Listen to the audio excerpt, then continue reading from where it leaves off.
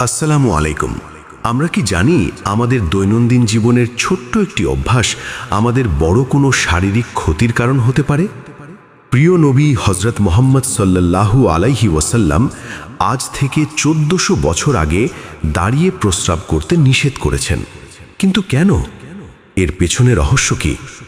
আজ আমরা জানব এর ধর্মীয় ও বৈজ্ঞানিক চমৎকার সব ব্যাখ্যা। ইসলামে পবিত্রতা ঈমানের অঙ্গ।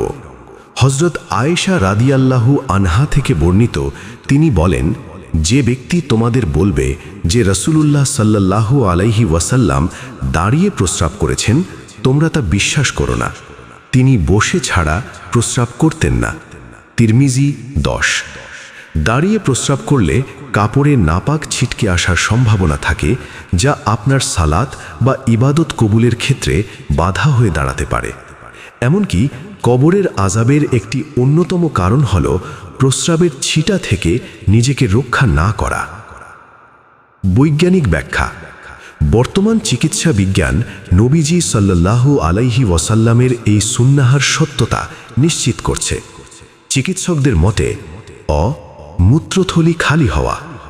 বসে প্রস্রাব করলে পেটের পেশিতে চাপ পড়ে, ফলে মূত্রথলি বা ব্লাডার থেকে সম্পূর্ণ প্রস্রাব বের হয়ে যায়। দাঁড়িয়ে প্রস্রাব করলে মূত্রথলির নিচে অবশিষ্ট থেকে যাওয়ার সম্ভাবনা থাকে, যা পরবর্তীতে ইনফেকশন তৈরি করতে পারে। কিডনি ও প্রস্টেট। দীর্ঘ সময় দাঁড়িয়ে প্রস্রাব করার অভ্যাসের ফলে প্রস্রাবের বেগ কমে যেতে পারে এবং কিডনিতে পাথর হওয়ার ঝুঁকি বা প্রস্টেটের সমস্যা দেখা দিতে পারে। হার্নিয়ার ঝুঁকি। দাঁড়িয়ে প্রস্রাব করার সময় তলপেটে অযথা চাপ সৃষ্টি হয়, যা দীর্ঘমেয়াদে হার্নিয়ার মতো সমস্যার কারণ হতে পারে। পরিচ্ছন্নতা ও সামাজিকতা। এছাড়া দাঁড়িয়ে প্রস্রাব করলে চারপাশের পরিবেশ নোংরা হয় এবং দুর্গন্ধ ছড়ায়। একজন মার্জিত ও রুচিশীল মানুষ হিসেবে বসে প্রস্রাব করাই উত্তম।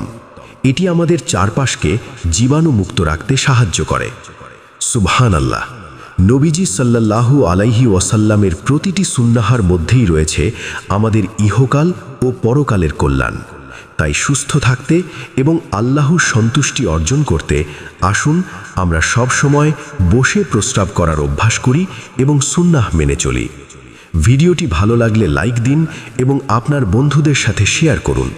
এমন আরও ইসলামিক ও জীবনমুখী ভিডিও পেতে আমাদের চ্যানেলটি সাবস্ক্রাইব করে পাশেই থাকুন। আল্লাহ আমাদের সবাইকে সঠিক পথে চলার তৌফিক দান করুন। আমিন।